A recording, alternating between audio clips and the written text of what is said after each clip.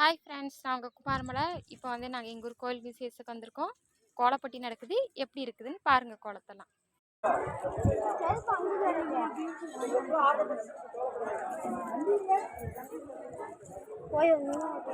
Agar வா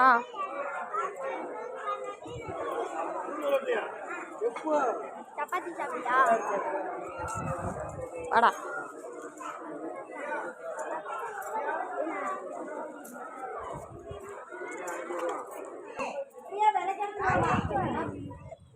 இதுதான் வரிசை போட்ட கோலம். அதுதான் வரிசை போட்ட கோலம். பெருமாள்